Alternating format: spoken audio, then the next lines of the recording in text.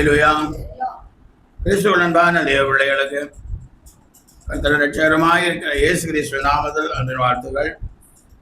இந்த நாளிலும் கர்த்தருடைய வார்த்தையை நாம் கேட்கலாம். மத்தேயு எழுதின சுவிசேஷம் 24ஆம் அதிகாரம் 37ஆம் வசனம்.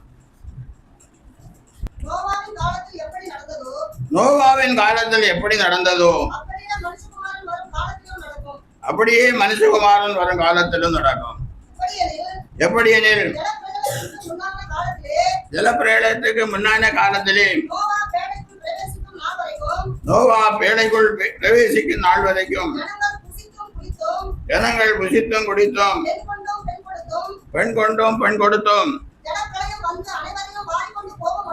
ஜலப்பிரளயம் வந்து அனைவரையும் வாரிக்கொண்டு போக மட்டும் உணராதிருந்தார்கள். அப்படியே மனுஷகுமாரன் வரும் காலத்திலும் நடக்கும். அப்பொழுது 2 பேர் வயலில் இருப்பார்கள். ஒருவன் ஏற்றுக்கொள்ளப்படுவான், ஒருவன் கைவிடப்படுவான். 2 ஸ்திரீகள் எந்திரம் அரைத்துக் கொண்டிருப்பார்கள். ஒருத்தி ஏற்றுக்கொள்ளப்படுவாள், ஒருத்தி கைவிடப்படுவாள். அல்லேலூயா. நோவாவின் காலத்தில் நடந்தது போல மனுஷகுமாரன் வரும் காலத்திலும் நடக்கும். நோவாவின் காலத்தில் என்னெல்லாம் நடந்தது என்று நாம் ஆராய்ந்து பார்க்க வேண்டும். அல்லேலூயா. எப்படி பண்ணி கொண்டிருந்தாங்க? நோவா பேழைக்குள் பிரவேசிக்கும் நாள் வரைக்கும் ஜனங்கள் புசித்தும் குடித்தோம், பெண் கொண்டும் பெண் கொடுத்தோம். ஜனப்பிரயம் என்று அனைவரையும் வாரி கொண்டு போகும் வரைக்கும் உணராதிருந்தார்கள். அல்லேலூயா. இப்போ நோவாவின் காலத்திலே சொல்லப்பட்டது போல இந்த நாட்களிலும் சுவிசேஷம் அகில உலகத்திற்கும் சொல்லப்படுகிறது. அல்லேலூயா. ஆனால் வருகையை குறித்த கவலை யாருக்குமே இல்லை. அல்லேலூயா. வருகையிலே பங்கு பெற வேண்டுமே என்ற விருப்பமும் யாருக்கும் இல்லை. உலக பிரகாரமாக கல்யாணம் பண்ணுகிறவர்களாகவும் குழந்தை குட்டிகளை பெற்று அப்புறம் அந்த பிள்ளைகளுக்கு செய்ய வேண்டிய காரியங்களை செய்கிறவர்களாகவும் தான் எல்லாரும் இருந்து கொண்டிருக்கிறார்கள். அல்லேலூயா. நோவாவின் காலத்திலே பெண் கொண்டும் பெண் கொடுத்தும் புசித்தும் குடித்தும் பெண் கொண்டும் பெண் கொடுத்தோம். ஜலப்பிரளயம் வந்து அனைவரையும் வாரி கொள்ள மட்டும் உணராதிருந்தார்கள். அல்லேலூயா. அப்போ உணராமல் இருக்கிறார்கள். உணர்வில்லாதவருடைய இருதயம் இருந்து அடைந்தது என்று ரோமாபுரியில் உள்ள சபையாருக்கு பவுல் எழுதுகிறார். அல்லேலூயா. உணர்வில்லாத இருதயம் இருள் அடைந்ததாய் காணப்படுகிறது. அல்லேலூயா. அதனால்தான் ஜனங்கள் ஆண்டுடைய வார்த்தையை கொஞ்சமும் விரும்பாமல் ஆண்டுடைய வார்த்தைக்கு விரோதமாய் உலக காரியங்களிலே மூழ்கி கொண்டிருக்கிறார்கள். அல்லேலூயா. ரோமர் 1:21. அவர்கள் தேவனை அறிந்தும் அவரை தேவன் என்று மகிமைப்படுத்தாமலும் சோதரியாமலும் இருந்து தங்கள் சிந்தைகளினாலே வீணரானார்கள். உணர்வில்லாத அவருடைய இருதயம் இருளடைந்தது. அல்லேலூயா.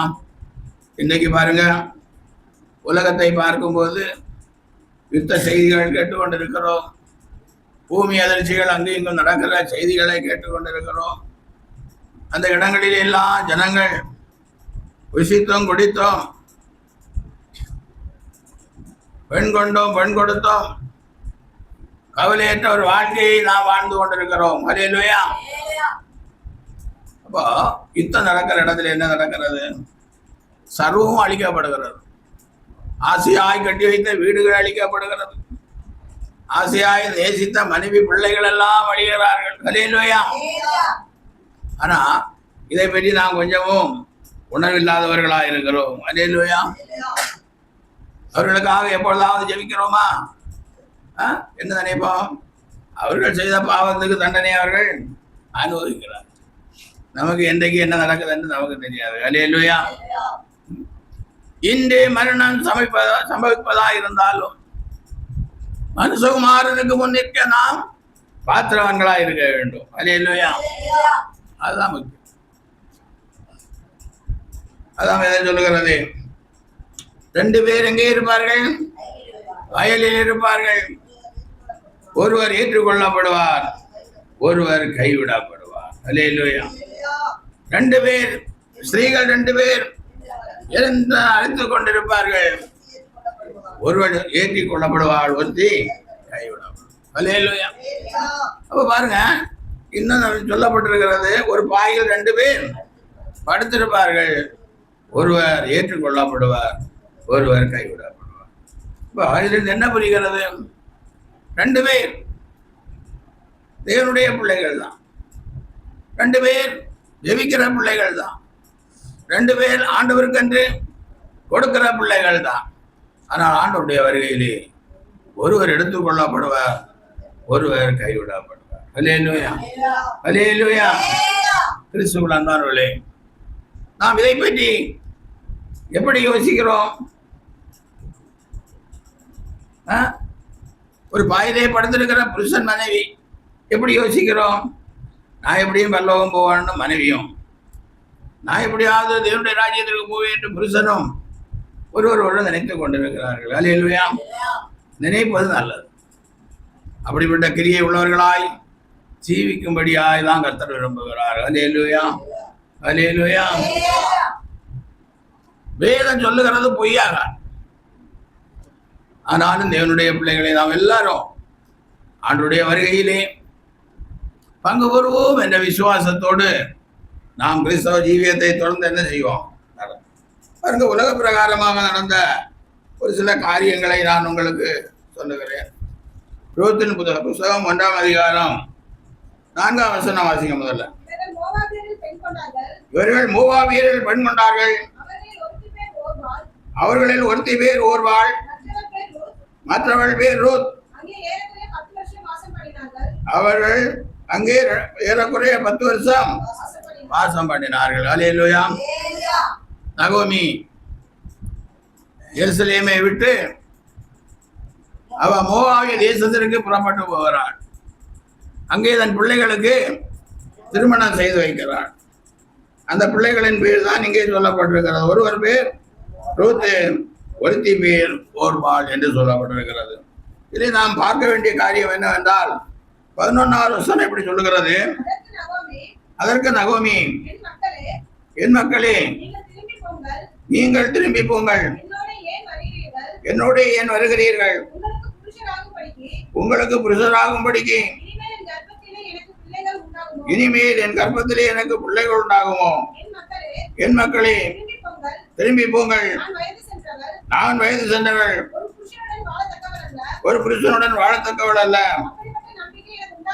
அப்படிப்பட்ட நம்பிக்கை எனக்கு உண்டாயிருந்து நான் இன்று இரவு ஒரு புருஷனுக்கு வாழ்க்கைப்பட்டு பிள்ளைகளை பெற்றாலும். அல்லேலூயா. இப்போ புருஷன் இருந்தா அந்த குடும்பத்திலே அந்த தாய்க்கு பெற்ற பிள்ளைகள் இருந்தால் அவர்களுக்கு திருமணம் செய்து வைப்பது நியாயப்பிரமாண காலத்தில் சட்டமாக இருந்தது. அல்லேலூயா. நகோமி மோவாபிய தேசத்திலிருந்து மீண்டுமாய் அவ பெத்லகேமுக்கு புறப்படுகிறாள்.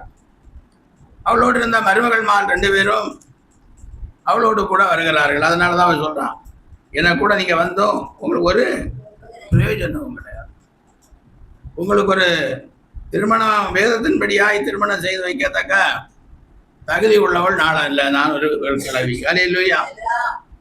இப்படி எவ்வளவோ அவள் சொல்லி கொண்டிருந்தாலும் கூட 16ஆவது வசனம் பாருங்க. அதற்கு ரூத், நான் உம்மை பின்பற்றாமல் உம்மை விட்டு திரும்பி போவதை குறித்து என்னோட பேச வேண்டாம். நீர் போகும் இடத்திற்கு நானும் வருவேன், நீ தங்கும் இடத்திலே நானும் தங்குவேன். உம்முடைய ஜனம் என்னுடைய ஜனம், உம்முடைய தேவன் என்னுடைய தேவன். நீர் மரணமடையும் இடத்திலே நானும் மரணம் அடைந்து அங்கே அடக்கம் பண்ணப்படுவேன். மரணமே அல்லாமல் வேறென்றும் உம்மை விட்டு பிரித்தால் கர்த்தர் அதற்கு சரியாகவும் அதற்கு அதிகமாகவும் எனக்கு செய்ய கடவர் என்றார். அல்லேலூயா. மாமியாகிய நகோமி சொன்னதை கேட்ட ரூத் சொல்லுகிறார், நான் உம்மை பின்பற்றாமல் என்ன செய்ய மாட்டேன், உம்மை விட்டு திரும்பி போறதில்லை. உம்முடைய ஜனம்தான் என்னுடைய ஜனம். அப்போ நீ தங்கும் இடத்தில் நானும் தங்குவேன். உம்முடைய ஜனம் என்னுடைய ஜனம், உம்முடைய தேவன் என்னுடைய தேவன். அல்லேலூயா. கொஞ்ச நாள்லே கர்த்தராகிய தேவனை குறித்து அறிந்து கொண்டபடியினால் அவள் சொல்லுகிறாள், உம்முடைய தேவன் தான் என்னுடைய தேவன். அல்லேலூயா. அதனால நீர் மரணமடையும் இடத்தில் நானும் மரணமடைந்தேன், அங்கே அடக்கம் பண்ண கடவுள். மரணமே அல்லாமல் வேறென்றும் உண்மை விட்டு என்னை, மரணம் தான் நம்மளை பிரிக்கணும், வேறொன்றும் நம்மை பிரிக்கணும். இதுல பாருங்க, உன்னுடைய ஜனம் தான் என்னுடைய ஜனம், உம்முடைய தேவன் தான் என்னுடைய தேவன். அப்போ மருமகள் 2 பேர், அல்லேலூயா, 2 பேரும் மாமியார் கூட வருகிறார், பெத்லகேமுக்கு போகிறதற்காக வருகிறார். பாசமுள்ள பிள்ளைகள் 2 பேர். இந்த அம்மா எதெல்லாமோ ஆலோசனைகளை சொல்லுகிறார், உலக பிரகாரமான காரியங்களை சொல்லுகிறார். ஆனால் ரூத் என்ன சொல்லுகிறார், நீர் என்னோட என்ன சொன்னாலும் நான் உண்மை விட்டு என்ன செய்வதில்லை. அல்லேலூயா. உம்முடைய ஜனம்தான் என்னுடைய ஜனம், உம்முடைய தேவன் தான் என்னுடைய தேவன். நீர் எங்கே தங்கி இருக்கிறீரோ அங்கே நான் தங்க, நீர் எங்கே மறிக்கிறீரோ அங்கே நானும் மறிப்பேன் என்று சொல்லுகிறார். அடுத்து பாருங்க, அவள் தன்னோடு கூட வர மன உறுதியாய் இருப்பதை கண்டு அதை குறித்து அவளோட ஒன்றும் பேசவில்லை. அப்படியே இருவரும் பெத்லகேம் மட்டும். அல்லேலூயா. ஆனா ஒருத்தி இந்த மாதிரி எதுவும் சொல்லல. அவ மாமியார் சொன்னதை கேட்டு அவ உலகத்துக்கே போய்விட்டாள். அல்லேலூயா. இப்போ கிறிஸ்துவுக்கு அன்பானவர்களே, வாழ்க்கை இதுதான். நமக்கு கூட ஒரு மருமகளோ 2 மருமகளோ இருக்கலாம், இல்லை 2-3 பேர் இருக்கலாம். நாம் அறிந்த ஆண்டவரை அவர்கள் ஏற்றுக்கொண்டு அதன்படி நடந்தால் அவர்களுக்கு மேன்மை உண்டு. அல்லேலூயா. ஆனால் அநேகர் மேன்மை இழக்கிறதற்கு எப்படி இருக்கிறாங்க, ஆயத்தமாக இருக்கிறார். அவர்கள் குறை சொல்வதிலே நல்ல புத்திசாலிகளாக இருக்கிறார்கள். அநேக பெண்கள் குறை சொல்வதிலே எப்படி இருக்கிறார்கள், புத்திசாலிகளாக இருக்கிறார். அதுதான் இங்கே ஆண்டவர் சொல்லுகிறார். ஒரு பாயிலே 2 பேர் படுத்திருப்பார், ஒருத்தர் 2 ஸ்திரீகள் எந்திரம் வரைத்துக் கொண்டிருப்பார்கள். ஒருத்தி ஏற்றுக்கொள்ளப்படுவாள், ஒருத்தி கைவிடுவாள். அதான் மனுஷன் முகத்தை பார்க்கிறான், தேவன் இதயத்தை பார்க்கிறான். கிறிஸ்துவுக்குள் அன்பான தெய்வ பிள்ளைகளே, இந்த ரூத்தினுடைய பிடிவாதம் நாம் ஒவ்வொருவருக்கும் இருக்க வேண்டும். அதனாலதான் ரூத்து தேவனுடைய வம்ச வரலாறுலே பங்கு பெறுகிறதை நாம் பார்க்கிறோம். அல்லேலூயா. ரூத்து போவாசனிடத்தில் ஓபேத்தை பெற்றாள். அல்லேலூயா. இப்படி இந்த வம்ச வரலாறு அப்படியே இருக்கிறது. அப்போ இந்த வம்ச வரலாறை குறித்து ஏன் சொல்லுகிறேன், நாமும் ஆண்டவருடைய வருகையில என்ன செய்யணும், பங்கு வரணும். இல்லை, அவர் பரிசுத்தர், பரிசுத்தம் இல்லாமல் ஒருவரும் தேவனை தரிசிக்க முடியாது. அதனால நமக்கு இருக்கிற பரிசுத்தம் போவதாது, இன்னும் பரிசுத்தத்தின் மேல் பரிசுத்தம் அடைய வேண்டுதான். எவ்வளவு பரிசுத்தம்! நாம் கண்ணை மூடி கண்ணை திறப்பதற்குள் நிறைய பாவங்கள் நம்ம என்ன செய்கிறது, சூழ்ந்து கொள்ளுகிறது. விசுவாசியை சூழ்ந்து கொள்ளுகிறது, போதகரையும் சூழ்ந்து கொள்ளுகிறது, உலகத்து மக்களையும் சூழ்ந்து கொள்ளுகிறது. ஒரு சின்ன காரியம் ஆனாலும் போய் தான் சொல்ல மனசு வருகிறது. அல்லேலூயா. இல்லை, இப்போ ஒருத்தர் 10,000 ரூபாய் எனக்கு பணம் வேணும்னு கேட்கறாங்க வச்சுங்க. ஏதோ நம்ம கிட்ட ஒரு 10,000 ரூபாய் இருக்குதுன்னு நினைச்சுங்க. ஆனால் உடனே என்ன சொல்லுவோம், ஒரே நிமிஷத்தில் எங்கிட்ட காசு பொய் தானே இது. இப்போ பொய் சொல்லுகிறவன் கர்த்தருடைய. இப்படி தான் ஒவ்வொன்றையும் யோசித்து சிந்திச்சு செயல்படணும். அதனால கேட்டாங்கன்னு சொல்லி உடனே எடுத்து கொடுக்கணும்னு சொல்லல. அல்லேலூயா.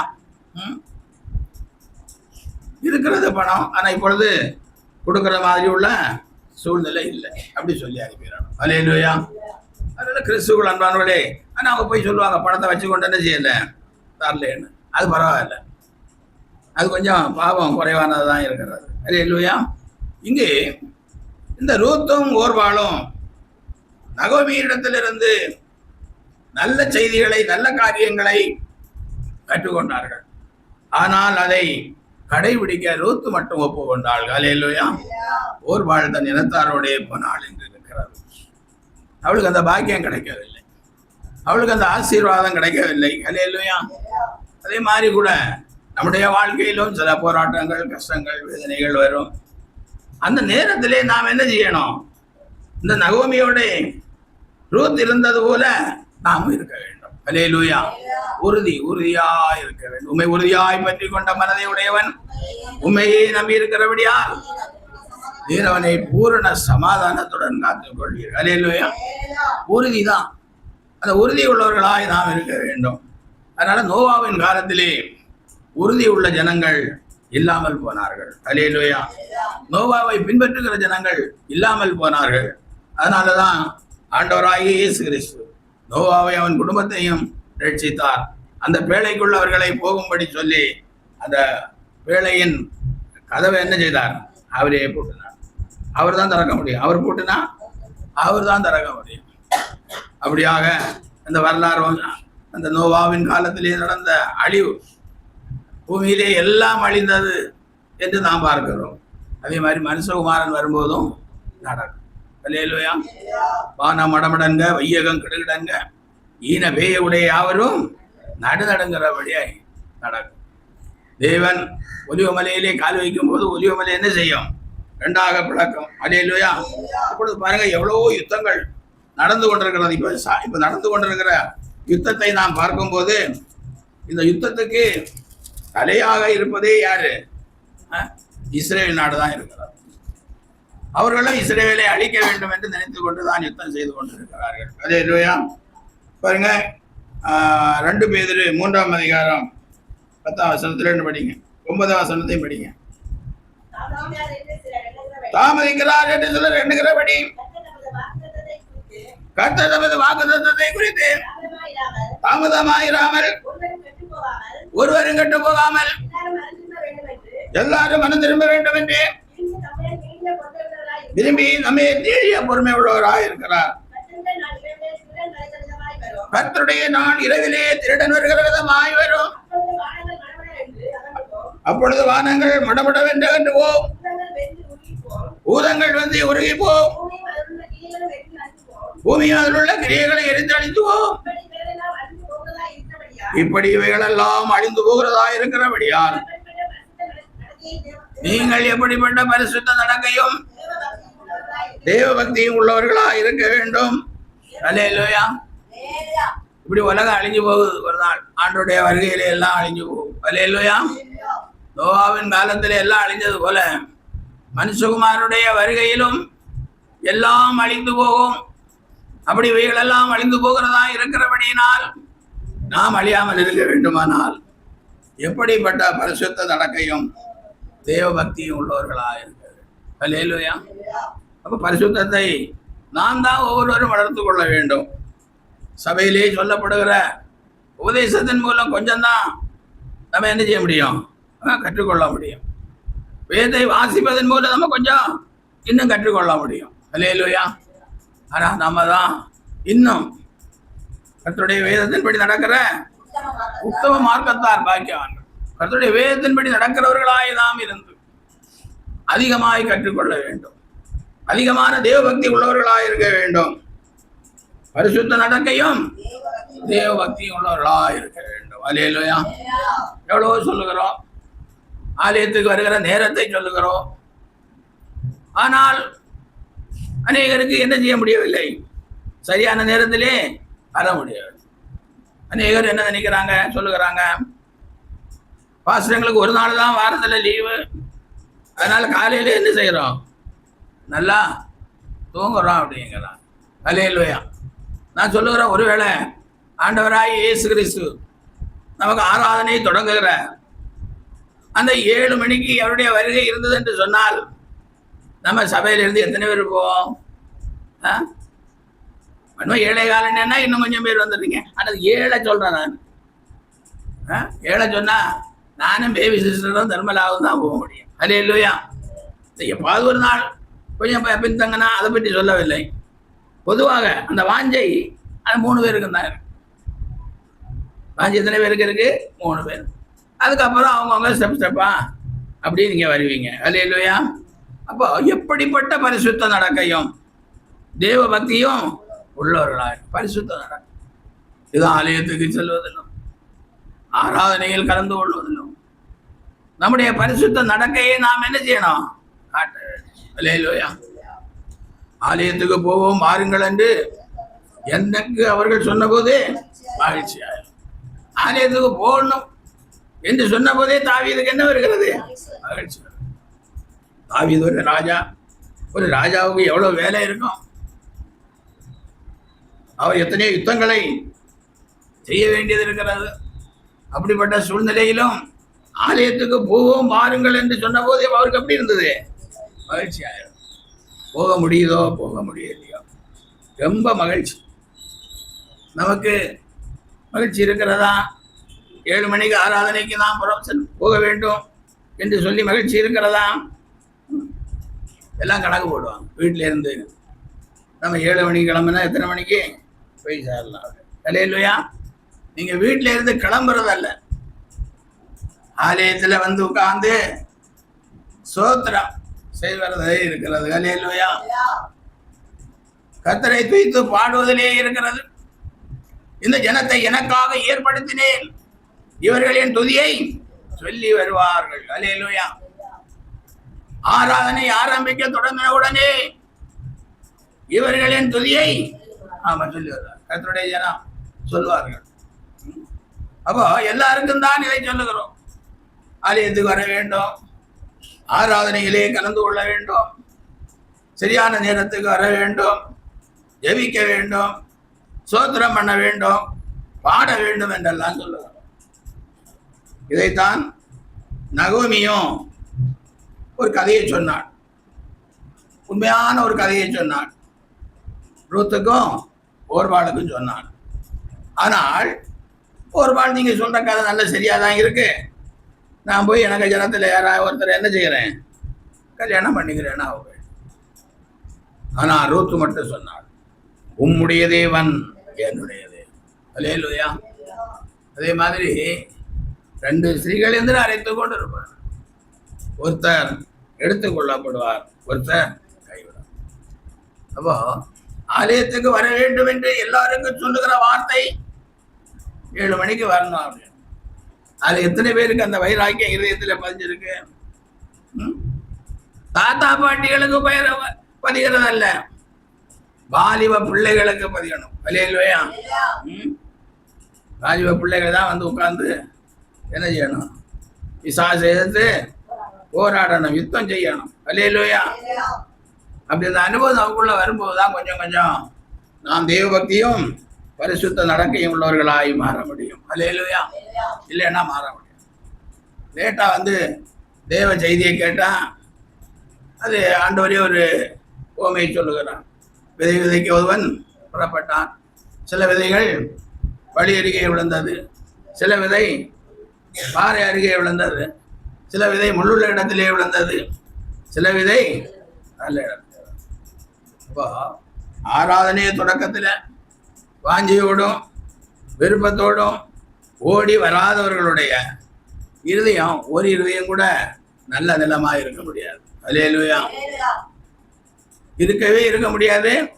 ஆண்டுடைய வருகையிலும் நீங்க என்ன செய்ய முடியாது? பங்கு பெற. எத்தனை பேர் எவ்வளோ வேலைகள் செய்கிறீர்கள், ஒரு நிமிஷம் கூட லேட் ஆகாம என்ன செய்றீங்க? கரெக்டா போய் சேர்றீங்க. ஆனா ஆண்டவருடைய காரியத்திலே மட்டும் நீங்கள் என்ன செய்கிறீர்கள்? ரொம்ப பின்தங்கி இருக்கிறீர்கள். அதனாலதான் 2 ஸ்திரீகள் எந்திரம் வரைத்து கொண்டிருப்பார்கள், அதாவது வேலை செய்து கொண்டிருப்பார்கள். அந்த வேலை செய்கிற ஸ்திரீயிலேயே ஒரு ஸ்திரீ எடுத்துக்கொள்வாங்க, ஒருத்தர் கைவிடப்படுவாங்க. எல்லாரும் அதானே சொல்லுகிறோம், என் வேலை அவ்வளோ கஷ்டம், நான் ராத்திரி இத்தனை மணிக்கு வந்தேன், இத்தனை மணிக்கு தூங்கினேன், எப்படி பாஸ்டர் நான் வர முடியும்னு. ஆனால் அவ்வளோ கஷ்டத்தை அதை விட கஷ்டத்தை வைத்துக்கிறேன். இனி ஒரு ஸ்திரீ என்ன செய்கிறாள்? தாகத்தோடும் விருப்பத்தோடும் வாஞ்சையோடும் ஓடி வருகிறாள். அல்லேலூயா. அப்ப இதுல யாரை ஆண்டவர் எடுத்துக்கொள்ள முடியும்? பூமியில எல்லாருக்கும் கஷ்டம்தான், உங்களுக்கும் கஷ்டம்தான், எனக்கும் கஷ்டம்தான். என்ன சொல்றது, கஷ்டத்துக்கு மேல கஷ்டமா எல்லாரும். ஆனாலும் ஆண்டுடைய வருகையிலே பங்கு பெற நாம் உழைப்பது நமக்கு அவசியமாக இருக்கிறது. சகல பிரயாசத்துக்கும் பலன் உண்டு. உலக பிரகாரமாக நாம் உழைக்கிறோம், சம்பாதிக்கிறோம்.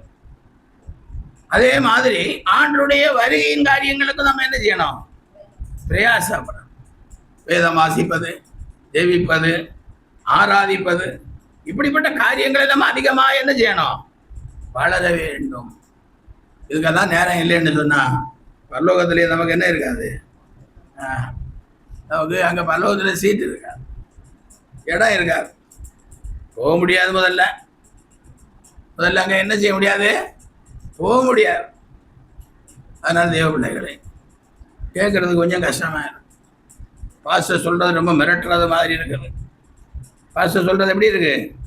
ரொம்ப மிரட்டுறாரு பாஸ்டர் அப்படின்னு உங்களுக்கு தோணலாம். மிரட்டல்ல, இதுதான் சத்தியம், இதுதான் உண்மை. அல்லேலூயா.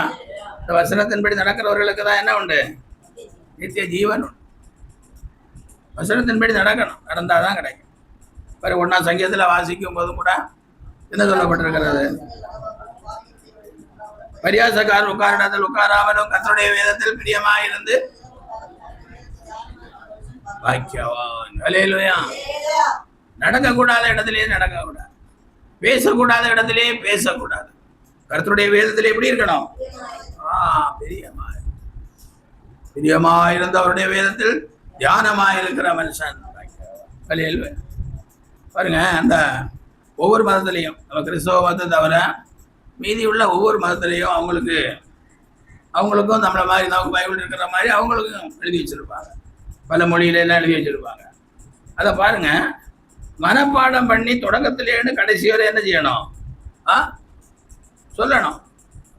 பாருங்க, எந்த ஒரு இந்து கோயிலுக்கு போனால் கூட அந்த டிவியில எல்லாம் காட்டும் போது பாருங்க, யாரும் ஒரு புக்கை பார்த்து ஒரு பூசாரி என்ன செய்யறது இல்லை, வாசிக்கிறதே கிடையாது.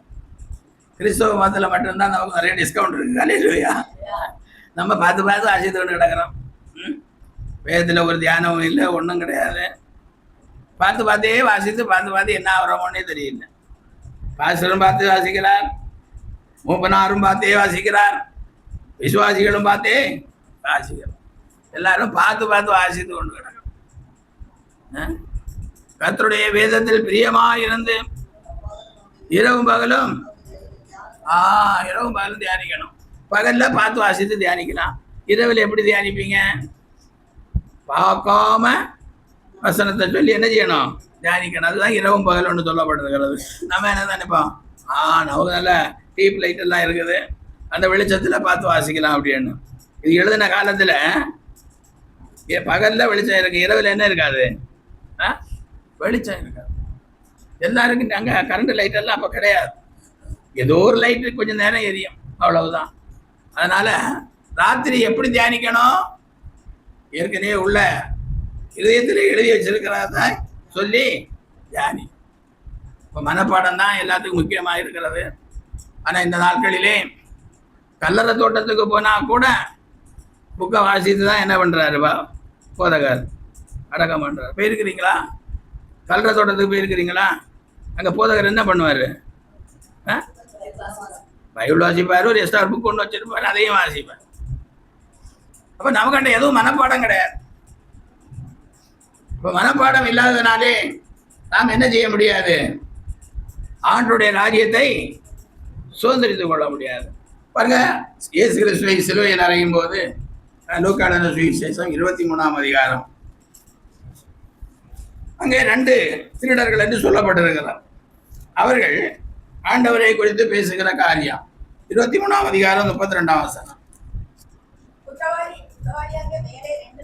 குற்றவாளியாகிய வேறே 2 பேரும் அவரோடு கூட கொலை செய்வதற்கு கொண்டு போகப்பட்டார்கள். அல்லேலூயா. இப்போ இயேசு கிறிஸ்துவை சிலுவை அறைய கொண்டு போகும்போது இன்னும் 2 குற்றவாளிகளையும் கொண்டு போகிறாங்க. ஏன்னா இந்த தூக்கு தண்டனை கைதிகளை ஒரு 10 பேர் இருந்தால் 10 பேரையும் ஒன்றா தான் போடுவாங்க. அல்லேலூயா. அதே மாதிரி இயேசு கிறிஸ்துவும் கொலை குற்றவாளி, இன்னும் 2 கொலை குற்றவாளிகளை என்ன செய்கிறாங்க? கூட கொண்டு வர்றான். சிலுவையில் அறைந்து கொல்லுது. மரத்திலே தூக்கப்பட்டவன் எவனும் சபிக்கப்பட்டவன் என்று எழுதியிருக்கிறபடி கிறிஸ்து நமக்காக மரத்திலே சிலுவை மரத்திலே கொலை செய்யப்படுகிறவன் எவனும் சபிக்கப்பட்டான். ரொம்ப ரொம்ப மிக கொடிதான குற்றவாளிகள் அவர்கள். அதே மாதிரி இயேசுவையும் 2 திருடர்களையும் குற்றவாளிகளையும் கொண்டு வருகிறார்கள். அல்லேலூயா. 19ஆம் வசனம். அன்றியும் சிலுவையில் அறையப்பட்டிருந்த குற்றவாளிகளில் ஒருவன், நீ கிறிஸ்துவானால் உன்னையும் எங்களையும் ரட்சித்துக் கொள் என்று. ஒருத்தன் சொல்றான், நீ பெரிய பரிசுத்தவானும் தேவனுடைய குமாரன் என்றெல்லாம் சொல்லுகிறார்களே, அப்படி நீ தேவனுடைய குமாரனானால் உன்னையும் ரட்சித்துக்கொள், எங்களையும் ரட்சி. நம்ம இங்கேருந்து ஓடி போய் வேற எங்கேயாவது ஒரு ராஜ்யத்தில் என்ன செய்யலாம், பிழைச்சலான்னு சொன்னாங்களா தெரியல. அடுத்த வசனம் பார்த்து, மற்றவன் அவனை நோக்கி, நீ இந்த ஆக்கினைக்கு உட்பட்டவனா இருந்தும் தேவனுக்கு பயப்படுகிறது இல்லையா? அல்லேலூயா. நீ தண்டனைக்குரியவனா இருக்கிறாய். நீ நானும் சேர்ந்து எத்தனையோ குற்றங்களை செய்திருக்கிறோம். அப்படி இருந்தும் நீ தேவனுக்கு பயப்படுகிறது இல்லையா? நாமோ நியாயப்படி கண்டிக்கப்படுகிறோம். நாம் நடப்பித்தவைகளுக்கு தக்க பலனை அடைகிறோம். இவரோ தகாதது ஒன்றையும் நடப்பிக்கவில்லையே. அல்லேலூயா. இயேசு கிறிஸ்துவை குறித்து சிலுவையில் அறையப்பட்டிருக்கிற குற்றவாளிகளில் ஒருவன், நீ கிறிஸ்துவானால் எங்களையும் ரட்சித்துக் கொள், நீயும் உன்னை. இனி ஒருவன் சொல்லுகிறான், இவரோ தகாததை ஒன்றும் நடப்பிக்கவில்லையே. அல்லேலூயா. அல்லேலூயா. இவரோ தகாததை ஒன்றும் நடப்பிக்கவில்லையே. அப்படி சொல்லிட்டு பாருங்க, இயேசுவை நோக்கி, ஆண்டவரே நீர் உம்முடைய ராஜ்யத்தில் வரும்போது அடியனை நினைத்தருளோம் என்றார். இயேசு அவரை நோக்கி, இன்றைக்கு நீ என்னுடனே கூட பரதேசில் இருப்பாய் என்று. பாருங்க, இயேசுக்கு திருடனா இருந்தாலும் சரி, அவனுக்கு ஞானஸ்தானமும் இல்லை, அவனுக்கு இயேசு கிறிஸ்து போதகவும் பண்ணல, ஆனாலும் அவன் சொல்லுகிறான் அவர் தகாதது ஒன்றையும். ஆமா, நம்ம தான் நிறைய தப்பு பண்ணியிருக்கிறோம், இயேசு ஒரு தப்பும் செய்யலையே அப்படின்னு சொல்லிட்டு அவரை பார்த்து என்ன சொல்லுகிறான், ஆண்டவரே, இயேசுவை நோக்கி, ஆண்டவரே நீர் உம்முடைய ராஜ்யத்தில் வரும்போது அடியேனே. அப்ப இயேசுவை குறித்து அவன் அறிந்த காரியங்கள் எல்லாம் நல்ல காரியங்களா இருக்கிறது, உண்மையான காரியங்களா இருக்கிறது. உண்மையாகவே அவன் தேவனுடைய குமாரனாய்த்தான் இருக்கிறான் என்று அவன் அறிந்து உணர்ந்து தியானிக்கிறான். எல்லாவற்றையும் தியானிச்சிருப்பான். அல்லேலூயா. நம்மளை இன்னும் வேதத்தை தியானிக்க சொல்றான். அவனுக்கு வேதம் கிடைக்கல, ஓரோரும் வாரோரும் நடக்கிறதை சொல்லி தியானிக்கிறான். அல்லேலூயா. இயேசுவை சிலுவரையை கொண்டு போகும்போது கொஞ்சம் பேர் அப்படி சொல்றாங்க, கொஞ்சம் பேர் இப்படி சொல்றாங்க. இதை அவன் காது கொடுத்து கேட்கறான், காது கொடுத்து கேட்கறான். அதான் தியானம். அல்லேலூயா. அதான் சொல்லிட்டு சொல்றான், உங்க ராஜ்யத்தில் வரும்போது அடியனை நினைத்தரலும் என்று சொன்னான். இயேசு அவனை நோக்கி என்ன சொல்லுகிறார், இன்றைக்கு நீ என்னுடனே கூட பாரதேசில் இருப்பாய். அல்லேலூயா. யார் கர்த்தருடைய வேதத்தை தியானிக்கிறார்களோ, வாசித்து தியானிக்கிறார்களோ, அவர்களை இன்றே தேவன் என்ன செய்கிறார், பரதேசுக்கு பங்குள்ளவர்களாய் மாற்று. நேரம் இல்லைன்னு சொன்னா மாற்ற முடியாது. நேரம் இல்லை, உடம்பு சரியில்லைன்னு சொன்னா பரலோக ராஜ்யத்துக்கு பங்குள்ளவர்களாய் நம்ம என்ன செய்ய முடியாது, மாற்ற. நம்ம இருக்கிற இடத்திலேயே இருக்கிறோம், இருக்கிற இடத்திலேயே இருப்போம். தேவ காலம் எவ்வளவு முழங்கினாலும் எழும்பவே எழும்பவே எழும்ப. அதை புருஷனை கூட சண்டை போட்டு கொண்டு இருப்போமா, பிள்ளைகளை கூட சண்டை போட்டு கொண்டு இருப்போமா, பக்கத்து வீட்டுக்காரர்கிட்ட சண்டை போட்டு கொண்டு இருப்போமா, தெரியாது. காலையே இல்லையா? இப்போ அதனை நடக்குது. நம்முடைய வேதியான எல்லாம் அப்படிதான், ஒரே சண்டையும் சச்சரவும், ஒரே போராட்டமாக இருக்கு. ஸ்கூலில் படிக்கிற பிள்ளைகளை பற்றி ஒரு காரியம் சொல்லணும். இந்த படிக்காத பிள்ளைகளுக்கு முதல்ல எல்லாம் கொடுக்கணுமா, கிள்ளு கொடுக்கணுமா. இப்போ எல்லாம் கிள்ளவும் முடியாது, அடிக்க முடியாது. பழைய கதை ரெண்டாவது என்ன கொடுக்கணுமா? தள்ளு கொடுக்கணும். நல்ல டொங்கு டொங்குன்னு குனிய வச்சு என்ன செய்யணும்? தள்ளு கொடுக்கணும். இந்த ரெண்டும் செஞ்சு கீழ்படியாததை என்ன செய்யணும்? தள்ளி விட்டுறணும் அப்படின்னு உலகம் சொல்லு. அதே மாதிரி நம்ம பிள்ளைங்க ஆனாலும் சரி 4 தடவைக்கு 40 தடவை சொல்லி கேட்கலன்னு என்ன, நம்ம பாட்டுக்கு நம்ம உட்காந்துருக்கணும். அப்போதான் நம்ம பரலோகம் போக முடியும். அதே இல்லையா? நான் சொல்லியும் அவன் கேட்க போகிறதில்ல, நான் சொல்லியும் அவன் கேட்க போகிறதில்ல. அதை விட சோத்திரம் பண்ணிட்டு அமர்ந்திருப்பதே நலம் என்று. அப்படி இருந்தால் அப்படி யாரெல்லாம் தீர்மானம் பண்ணுறீங்களோ நீங்கள் எங்கே போகலாம்? பரலோகம். நானாலும் சரி நீங்கள் ஆனாலும் சரி எல்லாருக்கும் ஒரே பிரமாணம் தான். அது இல்லையா? அப்போ இவன் ஆண்டவரை இங்கேயே அறிகிறான். வேதத்தை தியானிக்கிறது இதுதான். ஆண்டவரை அறிகிற அறிவு. ஒரு திருடன் அறியவில்லை, ஒரு திருடன் அறிகிறான். 2 பேரும் வேதத்தை வாசிக்கிறார்கள். ஆனால் ஒருத்தன் தியானிக்கிறான், ஒருத்தன் தியானிக்கல. பாருங்க, ஒருத்தன் நீ தேவனுடைய குமாரனே ஆனால் உன்னை நிச்சயித்துக்கொள். ஆமாம், அவர் நல்ல பெரிய பரிசுத்தவனாகவும் பெரிய ஞானியாகவும் இங்கே சொல்லுகிறார்.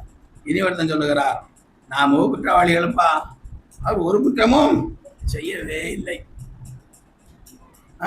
நாம் நம்முடைய செய்யக்கு தக்க தண்டனையே பெறுகிறோம், அவரோ உங்க தண்டனைக்கு பாத்திரவானே இல்லையே என்று சொல்லிட்டு உடனே இயேசுவை பார்த்து சொல்றான், நீர் உங்களுடைய ராஜ்யத்தை வரும்போது உடனே ஆண்ட சொல்ற, இதாடா என் ராஜ்யம், நான் தான் ராஜ்யம். அல்லேலூயா. இன்று நீ என்னுடன் கூட நமக்கு பறந்து ஏறி போய் தான் தேவனுடைய ராஜ்யத்தில் உட்காரணும்னு கிடையாது. இப்பவே நம்முடைய கிரியைகளின் நிமித்தம் நம்ம தேவனுடைய ராஜ்யத்துக்கு பங்குள்ளவர்களாக இருக்க வேண்டும். நம்முடைய கிரியைகள் அப்படிப்பட்டதாக இருக்க வேண்டும். இல்லை என்றால் நாம் ஆண்டவருடைய பிள்ளைகளாக இருக்க முடியாது. அல்லேலூயா. இப்படியாக தேவன் அநேக காரியங்களை நமக்கு சொல்லுகிறார். பாருங்க, 2 ராஜாக்களின் புஸ்தகம் 5ஆம் அதிகாரம் 23ஆம் வசனம்.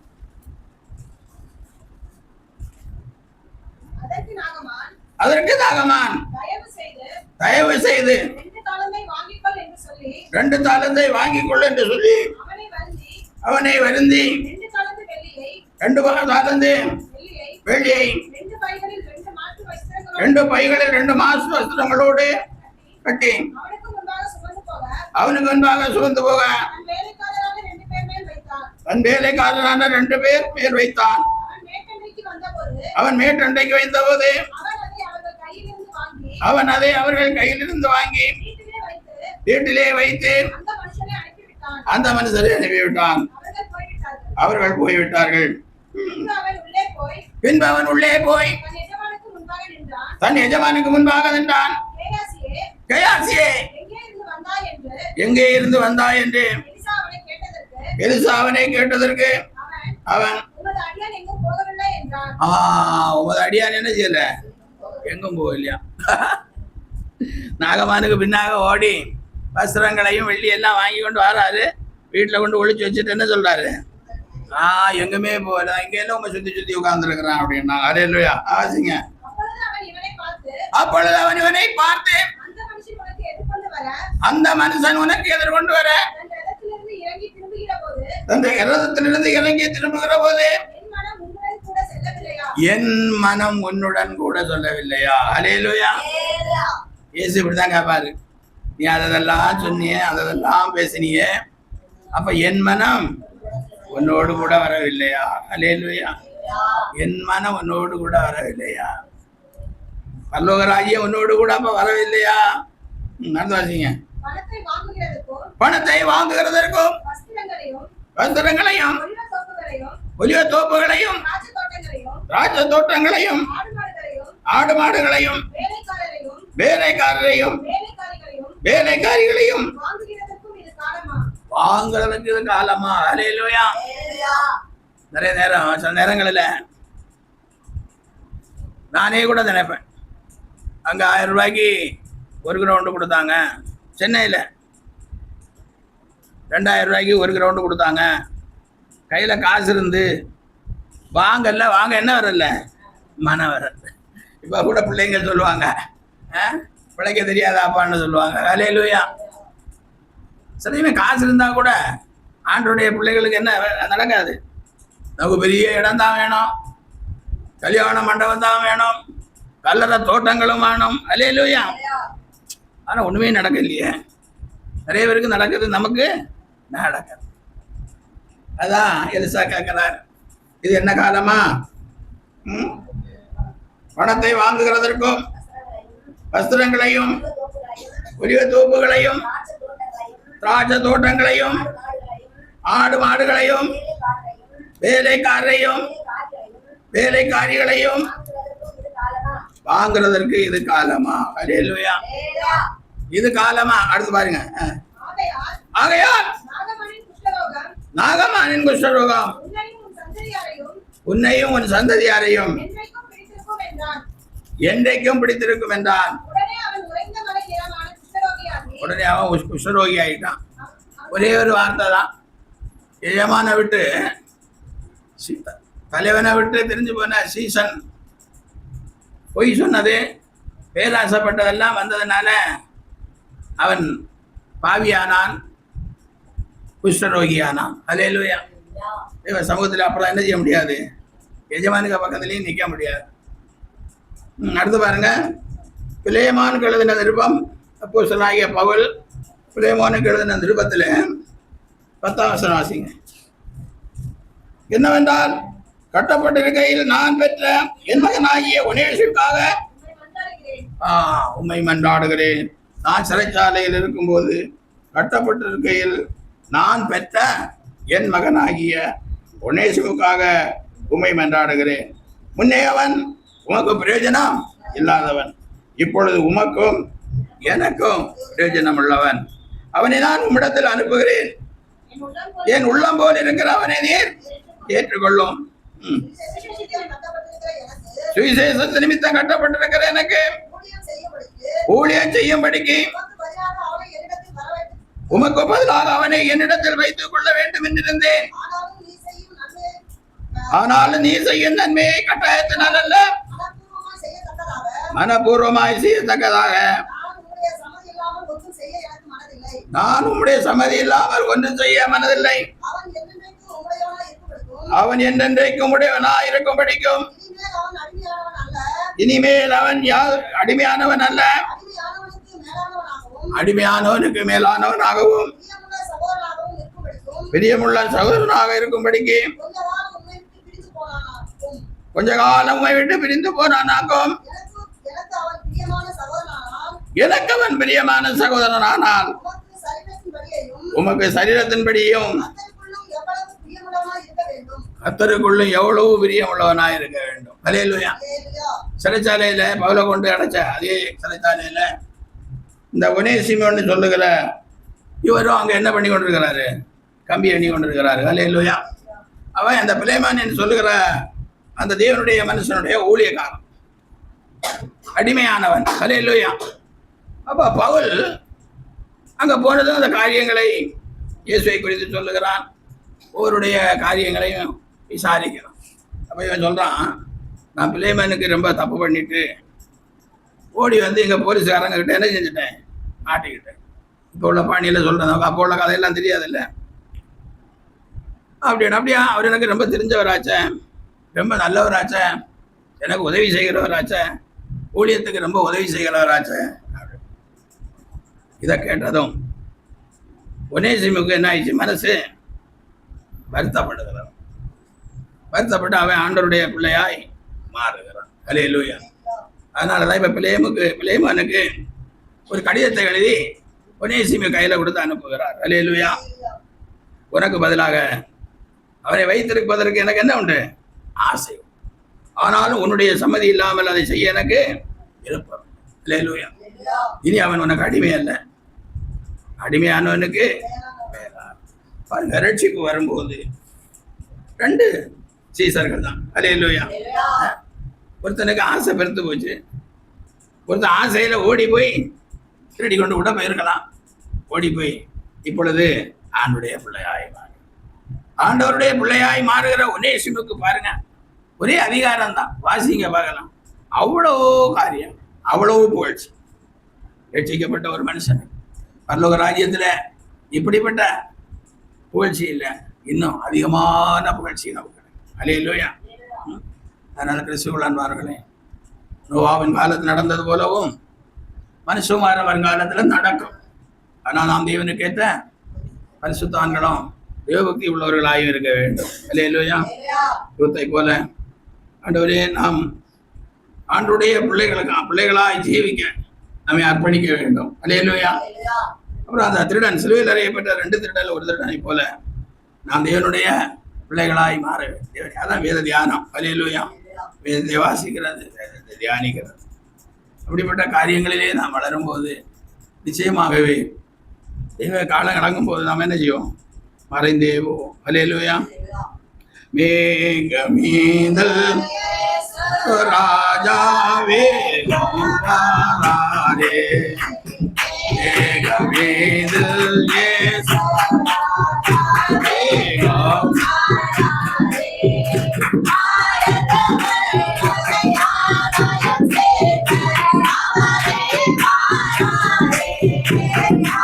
தமிழோர் ஆலயம் சேர்க்க அவரே வாரா.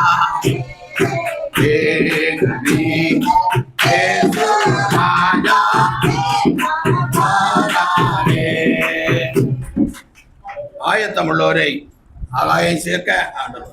அதனால நாம் ஆண்டவருடைய வருகைக்கு ஆயத்தமுள்ளவர்களாய் மாறுவோம். எங்களை அதிகமாய் நேசிக்கிற பரலோக தெய்வமே சபா, ஆசீர்வதிக்கப்பட்ட செய்திக்காய் நன்றியோடு பேசும். நோவாவின் காலத்தில் நடந்தது போல மனுஷகுமாரன் வருகிற நாட்களிலும் நடக்கும் என்பதை அறிந்து உணர்ந்து வேதத்தை தியானித்து கர்த்தருக்கு ஏற்ற பரிசுத்தமுடையவர்களாயும் தேவபக்தி உள்ளவர்களாயும் நடந்து கொள்ள கர்த்தர் எங்கள் ஒவ்வொருவருக்கும் உதவி செய்யும். இந்த வார்த்தையை கேட்ட ஒவ்வொருவரும் அப்படிப்பட்ட சத்தியத்தை அறிந்து கொள்ள கர்த்தர் உதவி செய்யும். இயேசு நாமத்தில் பிள்ளைகளை ஆசீர்வதித்து ஜெபிக்கிறேன் நல்ல பிதாவே. ஆத்துமாவே கர்த்தரை ஸ்தோத்திரி, என் உள்ளவருடைய பிரசாதத்தை ஸ்தோத்திரி. அவருடைய நற்கர்மங்களை எல்லாம் மன்னித்து நோய்களை எல்லாம் குணமாக்கி உன் பிராணனை அழிவுக்கு விலக்கி மீட்டு உண்மையினால் உன் வாயை திருப்தியாக்குகிறார். சுகமாய் உன் வயது திரும்ப வாழ வயது போல் ஆகிறது. கொடுக்கப்படுகிற யாவருக்கும் நம்முடைய கர்த்தராகிய இயேசு கிறிஸ்துவினுடைய கிருபையும் பிதாவாகிய தேவனுடைய அன்பும் பரிசுத்த ஆவியானுடைய ஐக்கியமும் நடத்தலும் அபிஷேகமும் ஆசீர்வாதம் வார்த்தையை கேட்ட பிள்ளைகளோடும் சகல பரிசுத்தான்களோடும் நித்திய ஜீவன் ஊழியத்தோடும் என்றென்றுமா இருப்பதாக. ஆமென். மாட்சிமிகும் நாட்டிலே நான் ஆசீர்வந்த வீடனுக்காய் ஆயத்தமாம். மாட்சிமிகும் நாட்டிலே நான் வாசம் செய்தேன். ஆசீர்வந்த வீடனுக்காய் ஆயத்தமாக.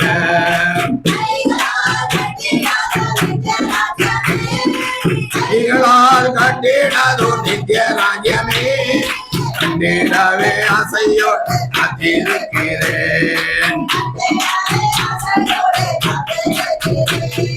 இயேசுவோடு சென்றிருப்பதென்ன பாக்கியம், இயேசுவுக்காய் ஜீவிப்பதென்ன பாக்கியம். அல்லேலூயா, அல்லேலூயா, அல்லேலூயா. God bless you. Praise the Lord. Praise the Lord. Praise the Lord. Praise the Lord. கர்த்தர் உங்களை யாவரையும் ஆசீர்வதித்து காக்கடவர். சோதரா சோதரா.